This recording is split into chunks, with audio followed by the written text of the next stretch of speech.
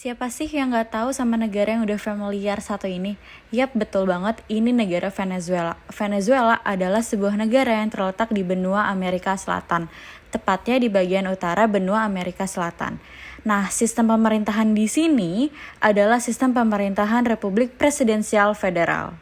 Dampak dari liberalisme yang disebarluaskan oleh Amerika Serikat telah menyebabkan banyak investor yang sudah berinvestasi di Venezuela, terutama di sektor minyak. Namun, eksploitasi besar-besaran ini terjadi di Venezuela sejak tahun 1980-an. Akibatnya Venezuela menjadi negara miskin di antara kekayaan alam yang sangat melimpah. Krisis minyak yang melanda Venezuela ini menghancurkan ekonomi Venezuela. Akibatnya, pemerintahan terpaksa untuk menggadaikan ladang minyaknya untuk melunasi hutang-hutang negara. Venezuela memiliki program yang cukup efektif untuk mengatasi ekonomi negaranya. Walaupun program ini dinilai berhasil untuk memperbaiki perekonomian Venezuela, di balik itu semua, banyak program yang didemo dan ditolak oleh masyarakat miskin yang mendominasi Venezuela. Akibat dari protes yang terjadi pada tanggal 27 1989, seluruh rakyat turun ke jalan di kota Caracas yang menyebabkan kerusuhan yang meledak dan berakhir dengan pembunuhan ribuan orang di Venezuela, sehingga peristiwa ini disebut El Caracazo, serta Carlos Andrés Pérez yang juga dituduh sebagai korupsi akibat kepemimpinannya berhenti saat itu juga. Sekitar pada tanggal 4 Februari 1992, sosok Letnan Kolonel Hugo Chavez muncul untuk melakukan kudeta. Tetapi kudeta itu tidak berhasil. Nah, Hugo Chavez tidak berhenti untuk bersemangat dalam melawan imperialisme di negara Venezuela. Hugo Chavez sendiri ialah mantan letnan kolonel tentara yang menggerakkan didasarkan pada filosofi dan ideologi Simón Bolívar. Apa yang disebut dengan Bolivar? Nah, Bolivar itu sendiri adalah pembebas besar Amerika Latin yang berusaha menyatukan kawasan menjadi kekuatan besar melawan kekuatan kapitalisme. Dengan itu, Chavez terinspirasi nih untuk menerapkan ide serupa dengan mempromosikan kesatuan politik Amerika Latin melalui pencipta wilayah yang berdaulat dan zona ekonomi yang sangat kuat, yang bisa diterima secara luas oleh publik. Itulah yang disebut konsep dari revolusi Bolivarian. International Monetary Fund atau biasa kita sebut juga IMF merupakan bagian dari pemerintah Amerika yang hadir untuk memberikan pertolongan dengan pendanaan yang cukup besar. Namun pertukaran harus dilakukan yakni dengan menghadirkan perusahaan-perusahaan minyak milik Amerika di Venezuela. Tetapi bukan membantu negara Venezuela, IMF justru membuat negara ini kian terpuruk. Amerika Serikat di sini berperan sebagai negara yang memiliki kepentingan besar di negara Venezuela.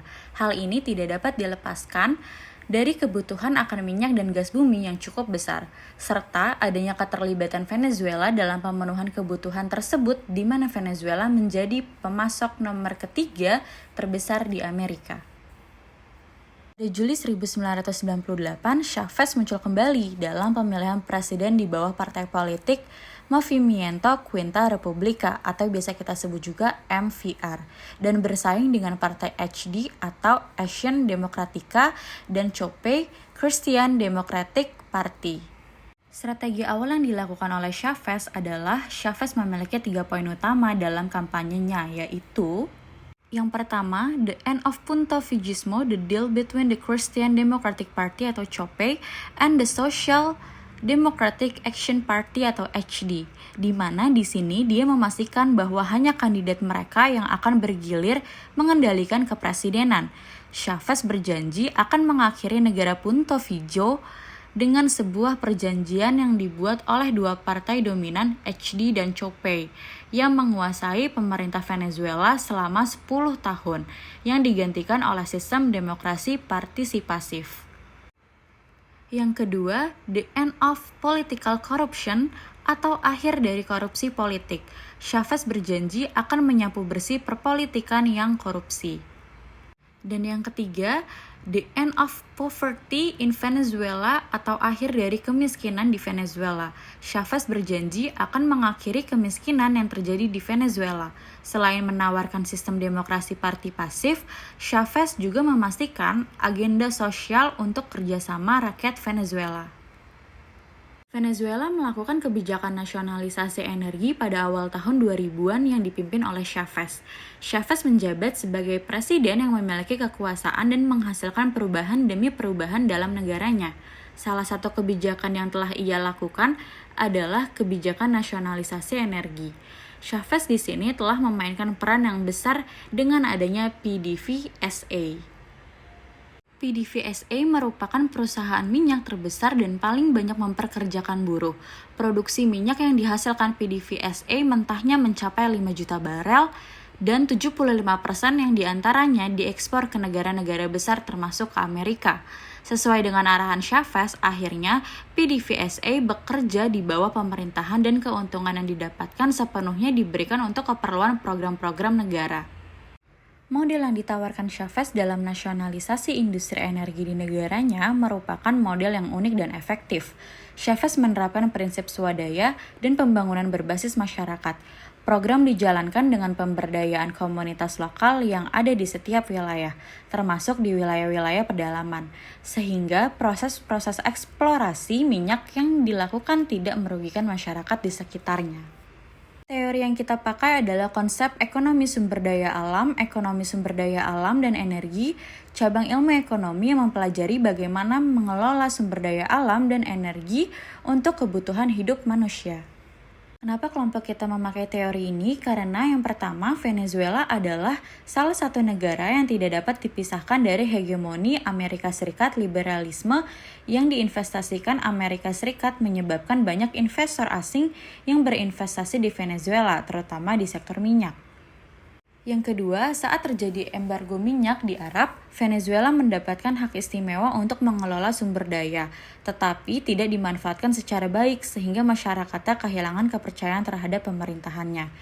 Yang ketiga, kerjasama yang dijalankan dengan IMF membuat sektor perekonomian yang awalnya diatur oleh pemerintahan Venezuela diserahkan kepada pihak swasta, sehingga peran pemerintah perlahan-lahan mulai menghilang dan digantikan oleh pihak swasta, yang berdampak harga-harganya menjadi tidak terkontrol.